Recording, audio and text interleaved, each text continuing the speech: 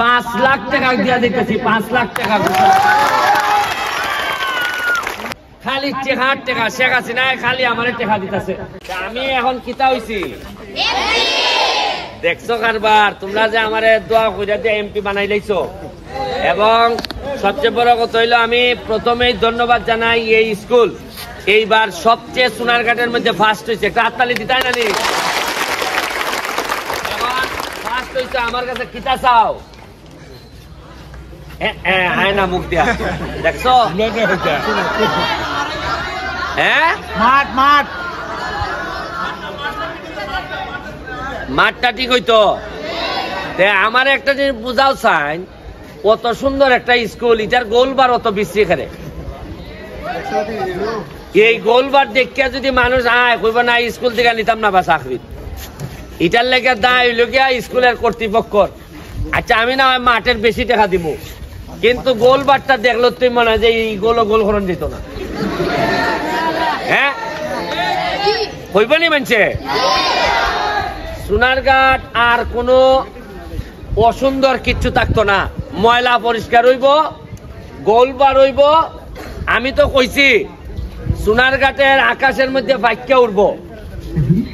আর এবার এই যে বৃষ্টি শুরু হয়েছে, আমি প্রায় 1 লাখ গাছের চারা আনতাছি এবং তোমরা প্রতিটা ছাত্ররে 2টা করে চারা দেওয়া হইব।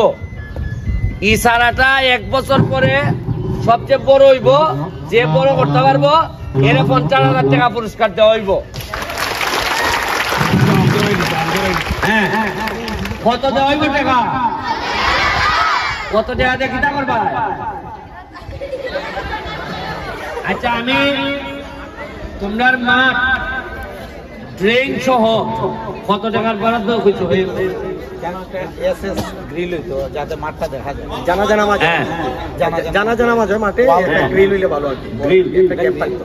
আচ্ছা আর ওই লোকে তোমার আগে তো তুমি এখানে যাতে পানি না জমে এবং মাঠের মধ্যে আরো কিছু মাটি বালাই এই জায়গা দিছা, ওই তো পানি আমি বলি আপনার চারিদিকে ড্রেন আছে। হ্যাঁ দাঁড়াও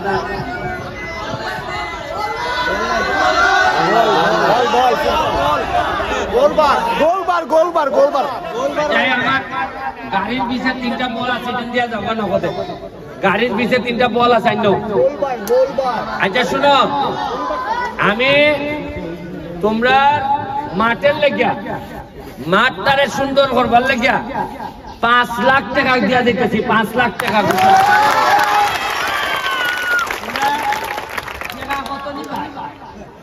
খালি টেকার টাকা। শেখ হাসিনা খালি আমার টাকা দিতেছে।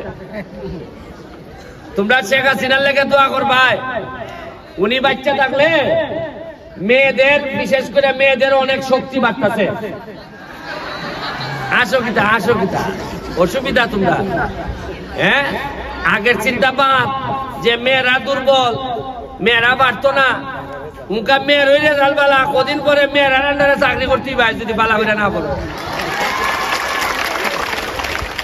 ওই দেখো সোনারঘাটের ইয়নো কিতা মেয়ে না ছেলে এলাকাটা বাড়ি কোনানো সিলেট না শ্রীমঙ্গল, ওই আপনার কিতাটা বার হইল শ্রীমঙ্গল। তার আন্ডারে কতলা মানুষ। এর মানে পড়ালেখা করলে এটার দাম আছে। আর যার যে বাপের মেয়ে ইয়নো হয়, এই বাপের কল্যাণটা কত বড় হয়। তোমরা ইচ্ছা হয় না ইয়নো হয়ে যায়? কত আস্তে হোক, জুড়ে হোক। সোনারঘাটের মানুষের আওয়াজ হইব ব্যারিস্টার সুমনের চেয়ে বেশি আওয়াজ। আর তোমরা তো কিতা কইতাম, তোমরা সোনারঘাটের পোলা মানে কয় টাকা তোলা? আমি ব্যারিস্টার হইছি নানি সোনারঘাট থেকে? আমার স্কুল থেকে আমি হইছি নানি? এই স্কুলের মধ্যে আমি স্কাউটের 3 দিন আসলাম, স্কাউট করছি স্কুল আইয়া। সুতরাং আমি তো উদাহরণ তৈরি করছি। 5 লাখ টাকা দিব চেয়ারম্যান হেডমাস্টার স্যার খাম ধরাইলি ভাই। অলরেডি নতুন একটা বরাদ্দ আইব, এটা খাস ধরাইয়া এই মাঠটারে আমি একটা সময় আসি, এই মাঠের মধ্যে বড় বড় টুর্নামেন্ট হইতো। হাজার আমিও খেলছি, হাজার মানুষ আইছে এখানে। এরকম একটা টপ ক্লাস মাঠ হইতো। আমি এটার লেগে যা যা করা লাগে আমি আর 4.5 বছর এমপি আছি 4.5 বছরে মিনিমাম 50টা মাঠ বড় মাঠ জাতীয় লেভেলের মাঠ আমি মাধবপুর সোনারঘাট কইরা দেই মাইন্ডে তো আমি জায়গা বইয়া কইছি তো মাঠ দেখলো তোমরা প্রেম করি জায়গা সোনারঘাট বাইরে মানুষ আইলে মাঠ দেখলো বলে বাবার এই জায়গা আর ছাড়তাম না আর এখন এমনি তোমরা খবর পাইছো কিনা মাইন্ডে বাইরে থেকে জায়গা কিনতেছে খালি সোনারঘাট মাধবপুর জায়গা কিনে বুঝতেছে এটার দাম বাড়বো এবং তোমরারও দাম বাড়বো হাততালি দাও ঠিক আছে আর গিয়া 10,000 টাকা দিয়ে যাইতেছি এটা হইল নগদ তোমরা আজকা মিষ্টি খাই ভাই তোমরা ছেলেদেরকে বল দিয়ে দিতেছি 3টা আর কিটা লাগবো বলের লাগিয়া মেয়েদেরকে এবং ছেলেরা তোমরা যা কিনতে চাও 10,000-এর বাইরে আরো 5,000 টাকা দিয়ে যাইতেছি খালি যা ভলিবল লাগাইতে কিনবাই তাইলে আমার কথা দেও পড়াশোনা করবাইনি এই আওয়াজটা পছন্দ হয়েছে এখন এই 10,000 টাকা তো নগদ কোনো বাকির কারবার নাই এক স্যার বল আচ্ছা পরে দিলাম পড়ালেখা করবাইনি জজ ব্যারিস্টার হইবাইনি ওইয়া মানুষের সেবা করবাইনি না টাকা মারি দিবাই হ্যাঁ দেখো এটা করো না এটা যারা করে এরারে কইবা যে এটা চাইলে দেও যারা ওই 2 নম্বরই করে এরারে আমরা সামাজিক ভাবে বয়কট করা শুরু করব যে তুমি আমার টাকা মারো মনে রাখো তোমার দুনিয়ায় তুই আল্লাহ বিচার আছে এই বিচার আল্লাহ করবা ঠিক আছে থ্যাংক ইউ আর হইল গিয়া 2 মিনিট এখন আমাদের ইয়নো মহোদয় তাই তোমরা 2টা কথা কইবা তাই কিভাবে এত বড় ইয়া আজকে এখানে ইয়নো হইছে আইছো এটা একটু তাই কইবা